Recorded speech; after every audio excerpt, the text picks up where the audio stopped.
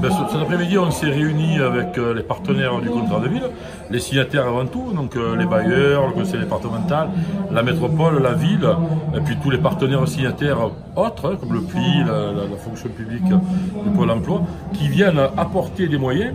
pour accompagner la transformation, je dirais, de la qualité de vie des habitants dans les quartiers les plus fragiles de notre territoire, que sont Abbaye-Matagot, Phare de Lolo-Jonquet, puis le centre ancien, le centre historique.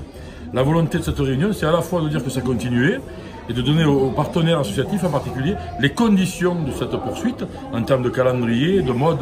de travail qui vont être beaucoup plus agréables puisqu'on va sécuriser les financements sur 3 ans et on va surtout avoir un calendrier beaucoup plus resserré pour permettre aux partenaires d'avoir des moyens dédiés avec une lecture de ces moyens dès le début de l'année pour avoir plus de souplesse et plus de force à leur intervention. Nous sommes présents à ce nouvel appel à projet de la CETA au titre du contrat de ville et on est ravis d'en être pour voir toute la richesse du territoire et de ses habitants et de ses acteurs associatifs ou institutionnels. Nous on est présents sur le territoire depuis 2012, on mène des actions d'accompagnement individuel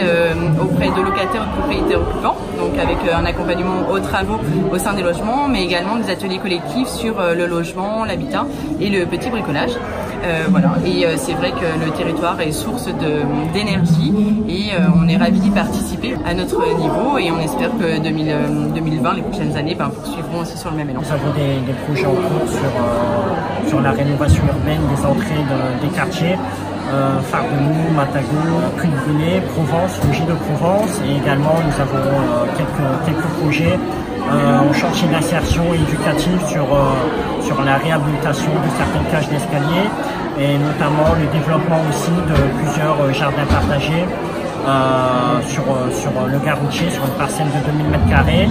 et un éventuellement projet sur une partie haute sur Phare de Lolo. Bien évidemment, quand on est dans un quartier un peu fragile, avec pas grand-chose autour, on a plus de difficultés que les autres d'avoir une égalité des chances. Donc les actions, on a par exemple aujourd'hui des actions beaucoup sur l'emploi, parce que c'est quand même un élément phare de la cohésion territoriale. Femme à la barre a été un exemple pour remobiliser, redonner du souffle des habitants qui avaient perdu foi en elles-mêmes, qui avaient perdu à un moment donné confiance et qui avaient besoin de beaucoup de dynamique positive pour pouvoir à nouveau s'ouvrir aux autres et avoir peut-être une chance nouvellement d'avoir l'emploi. On ouvre la porte à des personnes dont l'expérience n'est pas leur fort, dont les diplômes ne sont pas là, mais par contre l'envie est là pour avoir une première expérience, pour avoir une première chance de trouver un emploi et un emploi réel et de passer